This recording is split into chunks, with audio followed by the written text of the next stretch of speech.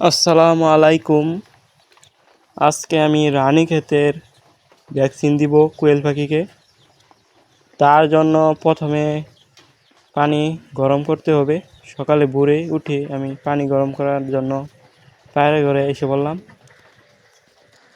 প্রথমে পানিটি গরম করে নিব, তারপরে ঠান্ডা করে তারপরে ভ্যাকসিনটি দিব। তার জন্য একটি ড্রপ লাগবে। আমার যেহেতু বোতলে ড্রপ নাই, তাই এই ড্রপ ব্যবহার করছি। আর একটি কাপ লাগবে। এরম কাপ আমার বোতল নাই, তার জন্য এই কাপটা নিয়েছি। পানি গরমের শেষে একটি ডিশ নেবেন, তারপরে ডব আর কাপটি ভালোভাবে ধুয়ে নেবেন যেন জীবাণু না থাকে। অবশ্যই গরম পানি দিয়ে ধুয়ে নেবেন, এভাবে ভালোভাবে ধুয়ে নেবেন। তারপর 30 মিলির মতো পানি নিয়ে নেবেন। পানি নিয়ে এই রানীক্ষেতের আরডিবি ভ্যাকসিনটি খুলে নেবেন। যেহেতু আমার সিরিজ নেই, তাই জন্য খুলে নিছি।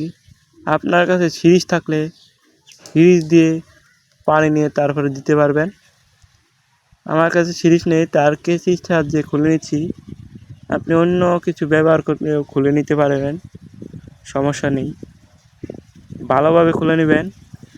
যেদিন ভ্যাকসিন দিবেন সেদিন যেন ঠান্ডা দিন থাকে, ঠান্ডা আবহাওয়া দেখে তারপর ভ্যাকসিনটি করবেন। কারণ এই ভ্যাকসিনটি গরমের মধ্যে করলে সমস্যা হতে পারে পাখির। তার জন্য ঠান্ডা দিন দেখে ভ্যাকসিনটি করবেন। ভ্যাকসিনটি খোলার পর একটু পরিমাণ ড্রপ দিয়ে পানি নিয়ে তারপর ইয়ের মধ্যে দিবেন, বোতলের মধ্যে যেন মিশে। এটা একটা পাউডার ভ্যাকসিন, তার জন্য একটু পানি নিয়ে আগে মিশিয়ে নিতে হয়। তারপর মিশিয়ে নেওয়ার পর প্রথমে ভালোভাবে মিশাবেন।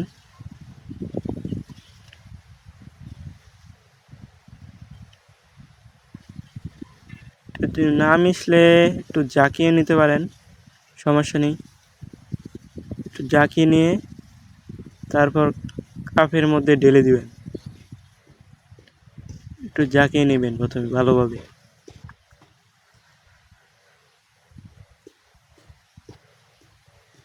যেন ভালোভাবে মিশে। তারপর কাপের মধ্যে ঢেলে দিবেন।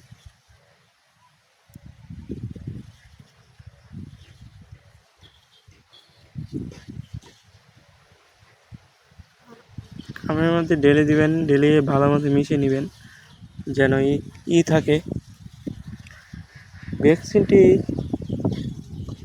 বানানো কমপ্লিট। এখন পাখিকে দিব, আমার এই পাখিগুলোকে দিব। আপনারা দেখেন কিভাবে দেই।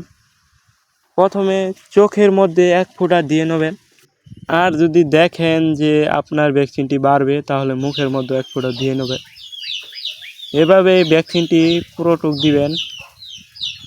চোখের মধ্যে দিলেই হয়, মুখের মধ্যে দিতে হয় না। এভাবে আপনারাও ভ্যাকসিনটি করে নেবেন। আলহামদুলিল্লাহ, আমার ভ্যাকসিন দেওয়া কমপ্লিট। মাশাআল্লাহ, পাখিগুলো খুব সুস্থ আছে। আপনারাও মাশাআল্লাহ বলবেন এবং চ্যানেলে নতুন হলে সাবস্ক্রাইব করে দিবেন, বেল আইকনটি বাজায় দিবেন। ফেসবুক বা টিকটক থেকে দেখে থাকলে ফলো করে দিবেন। আসসালামু আলাইকুম।